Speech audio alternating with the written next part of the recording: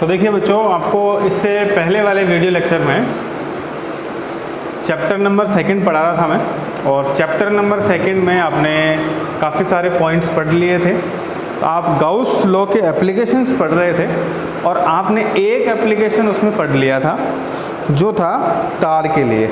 अनंत लंबाई का जो धारावाही चालक तार है, उस तार के लिए जो विद्युत क्षेत्र की तीव्रता है वो आपने निकाल ली थी। अब देखिए, इससे आगे बढ़ेंगे अपन। तो इससे आगे का पॉइंट जो है वो आपका वो है धारावाही चालक एक परत है। परत के लिए आज का पॉइंट है। तो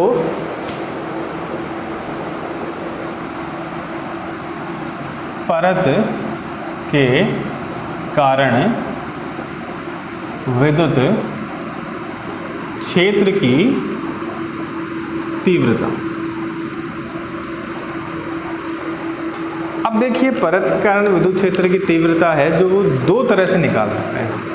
एक तो कोई परिमित क्षेत्र हो और एक अपरिमित क्षेत्र हो। जैसे कि मान लीजिए कि कोई परत है आपके पास,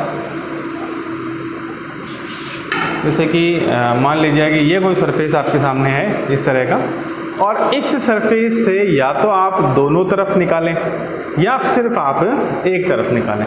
तो ये दो स्थितियां इसकी बनती हैं, या तो कोई परिमित क्षेत्र आपके सामने आए या फिर अपरिमित क्षेत्र आए। दोनों का जो मेथड है वो बिल्कुल ऑलमोस्ट सेम ही है, वो एक छोटा सा डिफरेंस दोनों में है। तो दोनों को आप यहाँ एक ही पॉइंट में समझ लेते हैं। तो सबसे पहले देखिए, इसके लिए आप क्षेत्र की तीव्रता निकालेंगे कैसे। आपको इससे पहले वाले पॉइंट में मेथड मैंने बताया था कि जो भी आकृति आपको दी हुई होती है, उस आकृति के लिए सबसे पहले आप उस पर एक समान आवेश वितरण करते हैं। आवेश वितरण को करने के बाद में आप क्या करेंगे, वहाँ पर एक रेफरेंस पॉइंट एज्यूम करेंगे, एक ऐसा बिंदु मानेंगे जहाँ आपको क्षेत्र की तीव्रता ज्ञात करनी है। उसके बाद जो भी आकृति आपके सामने है, उस आकृति पर अल्पांश मानेंगे। अब वो अल्पांश लंबाई भी हो सकती है, अल्पांश क्षेत्रफल भी हो सकता है और अल्पांश आयतन भी हो सकता है। तीनों तरह की चीज़ें उसमें हो सकती हैं। तो अल्पांश मानने के बाद में जो तीव्रताएं आपके सामने आएंगी उस पॉइंट पर, जो दो आएंगे, भाई दो अल्पांश आपने माने, दो आएंगे, ज़्यादा मान ली तो ज़्यादा आ सकती हैं। जनरली अपन दो तीव्रताएं मानते हैं आकृति में। तो दो तरह की तीव्रताएं आपके सामने आ जाएंगी। उन तीव्रताओं को जब आप घटकों में वियोजित करेंगे, तो घटकों में वियोजित करने के बाद आपको ये देखने को मिलेगा कि कुछ घटक ऐसे हैं जो समान और विपरीत दिशा में हैं, और कुछ घटक ऐसे हैं जो एक समान दिशा में हैं। तो जो समान घटक विपरीत दिशा में हैं वो एक दूसरे के प्रभाव को निरस्त कर देंगे, और जो परिणामी तीव्रता बचेगी वो आपकी उस घटक की तरफ होगी जो निरस्त नहीं हुआ है या जो समान दिशा में आ रहा है। अब फिर इसके बाद में क्या करेंगे, आपको गाउस का नियम लगाना पड़ेगा। अब गाउस के नियम की एक लिमिट सीमा होती है कि गाउस का जो नियम होता है बच्चों, वो हमेशा बंद पृष्ठ पर ही लागू होता है। खुले पृष्ठों के लिए गाउस का नियम लागू नहीं होता है। तो अगर बंद पृष्ठ के लिए गाउस का नियम लगाएं तो उसके लिए आपको एक बंद पृष्ठ मानना पड़ेगा, और बंद पृष्ठ यहाँ है नहीं, तो बंद पृष्ठ की कल्पना करेंगे। अब वो जो बंद पृष्ठ है वो घनाकार हो सकता है, वो गोलाकार हो सकता है, और ये बेलनाकार भी हो सकता है। तीनों तरह की आकृतियाँ इसमें हो सकती हैं, पर आपको ये ध्यान रखना है कि आपको वहाँ कौन सा काम में लेना है। और उन गाउसियन पृष्ठ के बाद में आप फ्लक्स की गणना कर सकते हैं। तो देखिए, पॉइंट शुरू करते हैं अपन। तो बच्चों, मान लीजिए कि ये कोई परत है। परत को जब आप की बात करें तो परत का क्षेत्रफल है कैपिटल S। कैपिटल Q आवेश इसको जब दिया जाएगा तो ये आवेश इस पर एक समान रूप से वितरित हो जाएगा।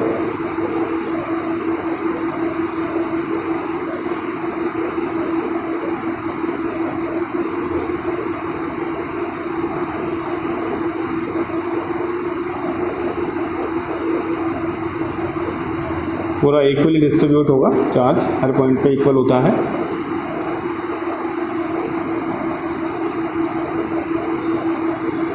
अब देखिए, आपको रेफरेंस पॉइंट अज्यूम करना है, तो मैं मान लेता हूँ कि यहाँ से r डिस्टेंस पर कोई पॉइंट मैंने ले लिया है P। यहाँ पर मेरे को इंटेंसिटी फाइंड करनी है।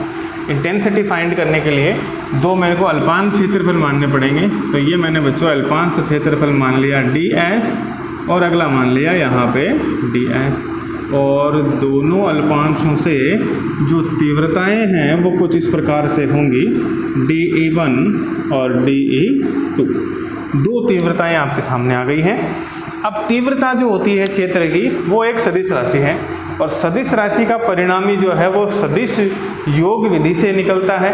और यहाँ आपने देख रहे हैं आप ये कि दोनों जो तीव्रताएं हैं वो अलग अलग दिशा में है, वो न तो समान दिशा है और न ही विपरीत दिशा है, और न दोनों के बीच का कोई कोण आपके सामने है। तो आप यहाँ क्या करेंगे, इन दोनों तीव्रताओं को घटकों में वियोजित करेंगे, और जैसे ही तीव्रताएं घटकों में वियोजित होंगी तो देखिए क्या आएगा आपके सामने। आपको पता है कि क्षैतिज घटक जो है, हॉरिजॉन्टल जो है वो तो cos थीटा होता है, और जो ऊर्ध्वाधर है या वर्टिकल है वो sin थीटा होता है। तो सबसे पहले अपन घटक बना लेते हैं बच्चों dE1 के लिए। तो dE1 के ये घटक बनेंगे, ये आएगा dE1 sin थीटा, ये आएगा dE1 cos थीटा। E2 के लिए बनाएं तो आएगा dE2 sin थीटा, और ये आएगा dE2 cos थीटा। दोनों घटक आपके सामने आए। अब घटक आने के बाद आपने ये देखा है कि साइन घटक तो विपरीत दिशा में आ रहा है और कोस घटक समान दिशा में आ रहा है। अब साइन घटक और कोस घटक के लिए क्या करें, तीव्रता की गणना करें। तो देखिए तीव्रता का जो सरल फॉर्मूला है वो है KQ/r²। एक तो आवेश पर निर्भरता है और दूसरी दूरी पर निर्भरता है। तो आप ये देखें कि आवेश परत का बिल्कुल बराबर है हर बिंदु पर, और जो बिंदु P है वो दोनों अल्पांशों से समान दूरी पर ही है। तो यहाँ से आप ये कह सकते हैं कि जो dE1 का परिमाण है वही dE2 का भी परिमाण है।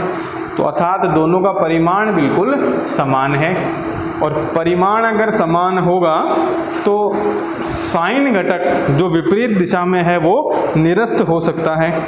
तो देखिए यहाँ लिखेंगे अपन चित्रानुसार कि dE1 का परिमाण बराबर है dE2 के परिमाण के। अगर ऐसा है तो साइन घटक तो निरस्त हो जाएगा और परिणामी तीव्रता बचेगी बच्चों कॉस घटक के कारण। साइन घटक का उसमें कोई लेना देना नहीं होगा। तो इस चित्र का काम इतना था। अब गाउस का नियम लगाना है आपको, तो एक बंद पृष्ठ मानना पड़ेगा। तो ध्यान दें थोड़ा सा कि अगर कहीं कोई परत है, जैसे कि मान लो ये परत है, और इस परत के मेरे को इधर तीव्रता निकालने, कोई ज़रूरी थोड़ी इधर ही निकाली जाए वो तीव्रता आप इधर भी निकाल सकते हैं, वो आगे की तरफ भी निकाल सकते हैं। इस परत के दोनों तरफ तीव्रताएं संभव हो सकती हैं। तो आप एक काम करें, इसके लिए एक बंद गाउसीय पृष्ठ की कल्पना करें। तो ये आपका मेटेलिक शीट है, इस पर इक्वली चार्ज जो है वो डिस्ट्रीब्यूट हुआ था।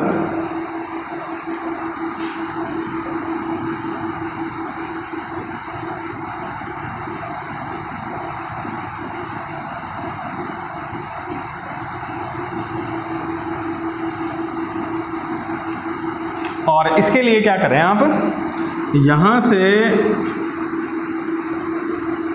इधर की तरफ एक बेलनाकार गाउसीय पृष्ठ की कल्पना करें, और वही गाउसीय पृष्ठ पीछे की तरफ भी होगा तो यहाँ भी बेलनाकार गाउसीय पृष्ठ ही आ जाएगा। बेलन की अगर बात करें तो बेलन पर बच्चों 3 पृष्ठ होते हैं।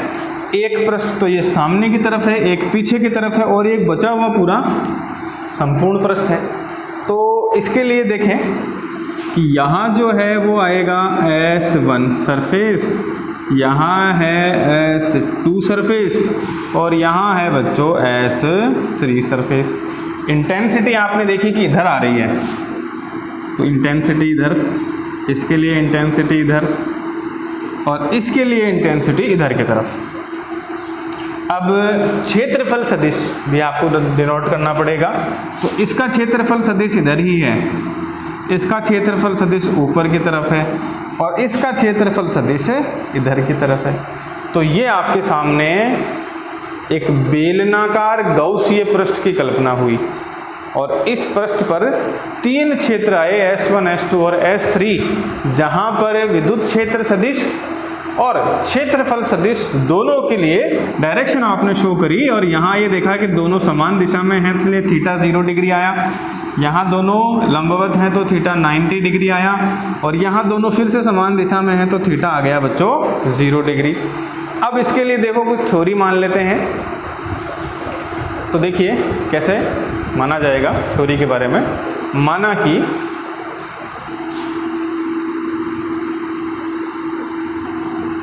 क्या माना है आपने कि एक परत आपके पास है और परत के लिए क्षेत्र की तीव्रता की गणना करनी है। माना कि एक चालक परत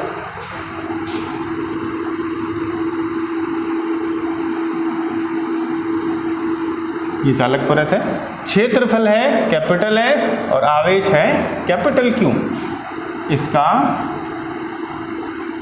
क्षेत्रफल कैपिटल S है तथा इस पर कैपिटल Q आवेश एक समान रूप से वितरित है।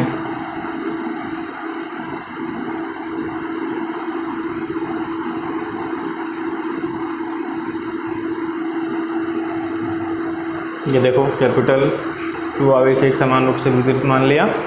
इस परत से R दूरी पर स्थित किसी बिंदु P की कल्पना करनी है।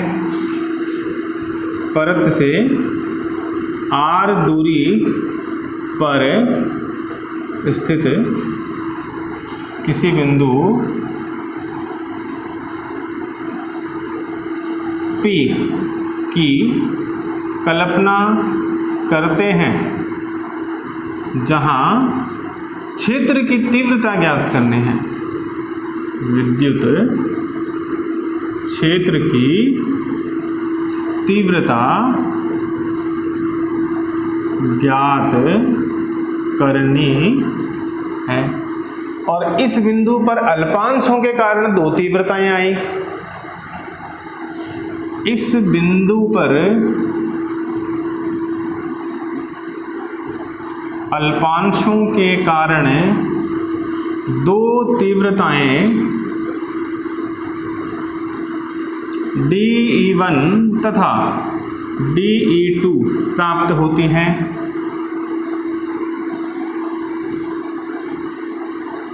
जिन्हें घटकों में वियोजित करने पर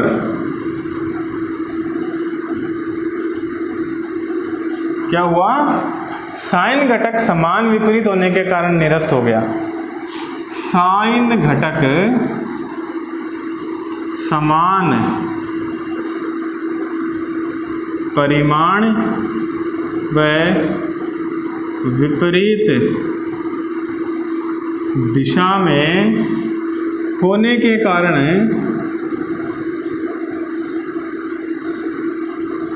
निरस्त हो जाता है। अतः परिणामी तीव्रता कॉस घटक के कारण प्राप्त होती है। तो आपने देखा कि घटक बने और घटक में साइन घटक के विपरीत होने के कारण निरस्त हो चुका है, और परिणामी तीव्रता जो आई है वो कोस घटक के कारण आई है। अब इसके आगे आपने क्या किया, दूसरा डायग्राम बनाया था।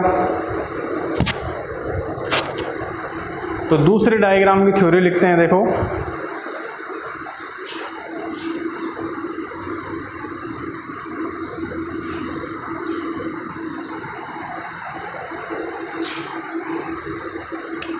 अतः एक बेलनाकार गाउसीय पृष्ठ की कल्पना करते हैं। तो देखिए बेलनाकार गाउसीय पृष्ठ की कल्पना करी है। गाउसीय पृष्ठ वो पृष्ठ होता है जहां गाउस का नियम लगता है। अगर कहीं पर बंद पृष्ठ गिवन नहीं है, दिया नहीं है, तो वहां पर आप क्या करते हैं बच्चों, उस पृष्ठ की कल्पना करते हैं, मानते हैं कि कोई पृष्ठ है और उस पृष्ठ का नाम यहाँ पर है गौसीय पृष्ठ, जो बेलनाकार आकृति का आपके सामने आया है। अब देखें आगे, इस पृष्ठ पर 3 भाग हो गए और तीनों के लिए फ्लक्स मानेंगे। इस पृष्ठ पर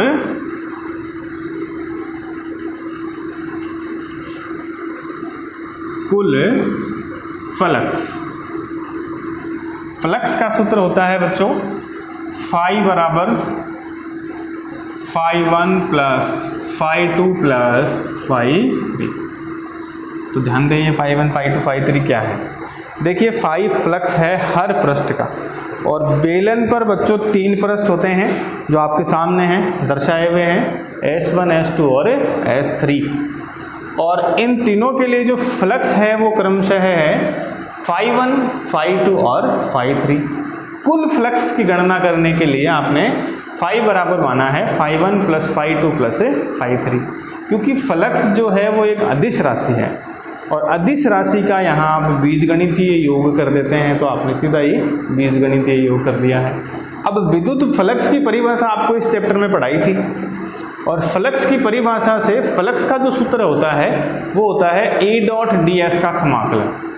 E तो यहाँ क्षेत्र की तीव्रता और ds अल्पांश क्षेत्रफल, और इसका कर देंगे समाकलन। तो यहाँ पर तीनों के लिए ही ये सूत्र लगेगा। तो देखिए सबसे पहले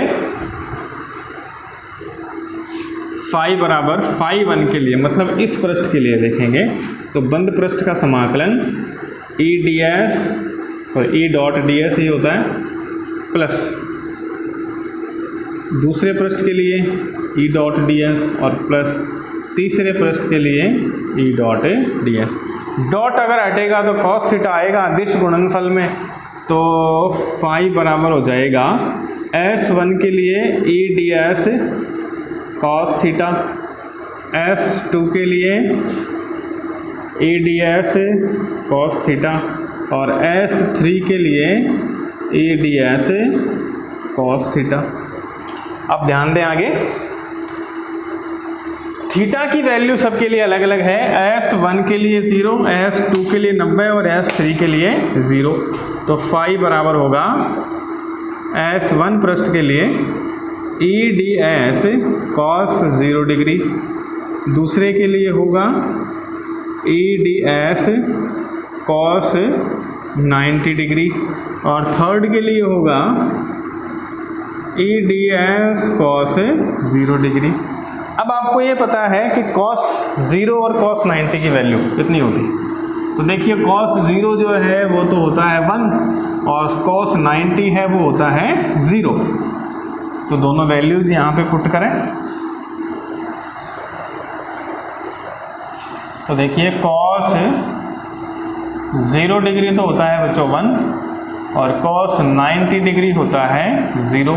तो ये दोनों वैल्यू जब यहाँ पुट होंगे तो यहाँ पे तो 1 आ जाएगा, यहाँ 0 और यहाँ पे 1। तो phi बराबर हो जाएगा S1 के लिए E ds दूसरा 0 और दूसरा S3 के लिए E ds। यहाँ से दोनों में से E बाहर ले लें तो S1 के लिए ds और प्लस E बाहर लेके S3 के लिए ds। तो ध्यान दें ये तो S3 है और ये S1 है, दोनों ये जो क्षेत्रफल होते हैं ये बिल्कुल बराबर होते हैं। तो यहाँ आ जाएगा ES और प्लस आ जाएगा ES phi का मान, तो phi बराबर हो जाएगा 2ES और E बराबर होगा phi अपॉन 2S। ये तो तीव्रता है वो फ्लक्स के टर्म में, और कई बार देखो आपको फ्लक्स के टर्म में तीव्रता नहीं पूछी जाती है, आपको आवेश घनत्व के टर्म में तीव्रता पूछी जाती है। तो आप इसको आवेश घनत्व के रूप में भी निकाल सकते हैं। तो देखिए कैसे निकलेगा ये,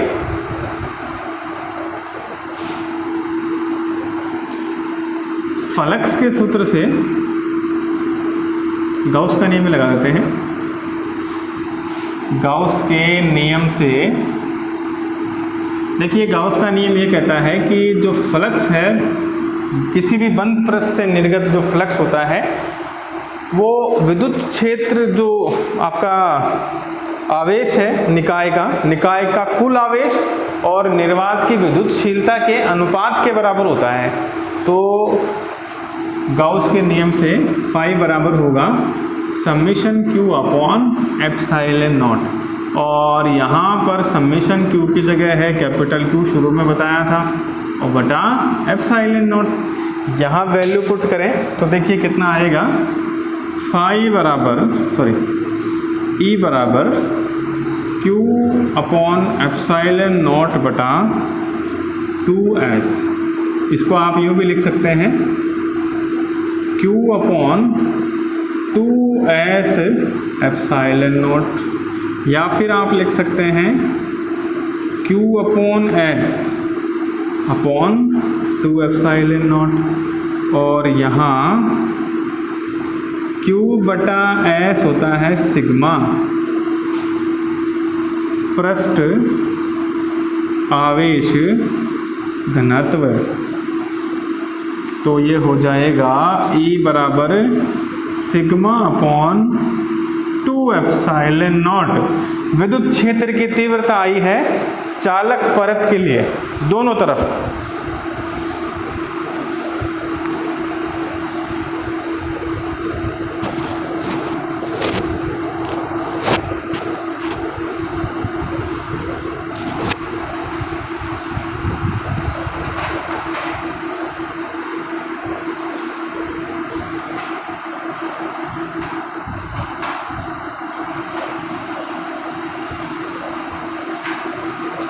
अब देखिए सूत्र से आपको ये पता चल रहा है कि जो क्षेत्र की तीव्रता परत के लिए है दोनों तरफ, उसका मान एक तो आवेश घनत्व पर निर्भर कर रहा है और दूसरा निर्भर कर रहा है निर्वात की विद्युतशीलता पर। और आपको ये भी पता है कि निर्वात की विद्युतशीलता जो होती है वो एक नियत राशि है, नियतांक है।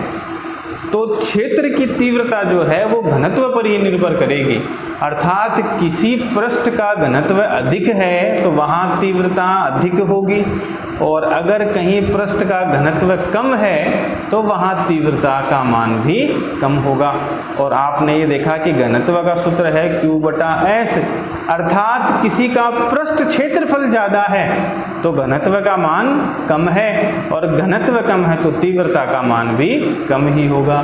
तो कह सकते हैं कि अगर कोई बड़ा क्षेत्र है या बड़ी क्षेत्रफल की कोई परत है उसके लिए क्षेत्र की तीव्रता कम होती है, और छोटी परत के लिए क्षेत्र की तीव्रता अधिक होती है। और अगर आपको आवेश घनत्व के लिए पूछा जाए तो जहाँ आवेश घनत्व ज़्यादा होगा वहाँ पर तीव्रता अधिक होगी, जहाँ आवेश घनत्व कम है वहाँ तीव्रता भी कम हो जाएगी। और अगर आपको कोई ऐसा प्रश्न पूछे कि एक ही शीट है, एक ही परत है, उसके 4 टुकड़े कर दिए, तो चारों टुकड़ों के कारण तीव्रता का मान पे क्या प्रभाव पड़ेगा? तो बच्चों देखो, जब टुकड़े 4 करेंगे तो घनत्व पर कोई प्रभाव नहीं पड़ता है, आवेश ही बदलता है। टुकड़े चाहे आप कितने ही करो, घनत्व पर कोई प्रभाव नहीं पड़ेगा, तो क्षेत्र की तीव्रता पर भी वहाँ से कोई प्रभाव नहीं पड़ेगा। तो इस तरह के कुछ क्वेश्चंस आपकी किताब में दिए हुए हैं, आप लोग PDF में उनको देखें और सॉल्व करें। अगर कोई भी प्रॉब्लम आपको आए तो आप या तो व्हाट्सएप पे मैसेज करें या फिर आप कमेंट में जाके बताएं, उसका सॉल्यूशन आप अगले लेक्चर में देखें फिर। और अभी तक की वीडियोस में देखिए आपने बहुत अच्छी पढ़ाई करी होगी, उम्मीद करता हूँ मैं, पर उस पर कोई रिस्पॉन्स नहीं आ रहा है आपका। आप लोगों को जो जितना बताया जा रहा है आप उतना ही काम करके बस बिल्कुल फिनिश कर देते हैं, इसके आगे आप कुछ भी नहीं कर रहे हैं। न्यूमेरिकल या तो आपको सारे ही आ रहे हैं या फिर आपको कुछ भी नहीं आ रहा है, तो थोड़ा सा आप ध्यान दें। और जो भी चीज़ आपको पढ़ाई जा रही है वीडियो लेक्चर के माध्यम से, उनको देख के उनके अनुरूप आप नोट्स अपने आप तैयार करें। जैसे कि हो सकता है कि आपकी क्लास थोड़ी लेट शुरू हो, अगस्त के लिए कह रहे हैं, तो वो 1 महीने का टाइम जो है वो आपको नोट्स लिखने में कवर हो सकता है, आपका टाइम बच सकता है वहाँ पे। तो थोड़ा सा आप इस चीज़ को समझें और पढ़ाई निरंतर आपकी जारी रखें। ठीक है बच्चों, थैंक यू।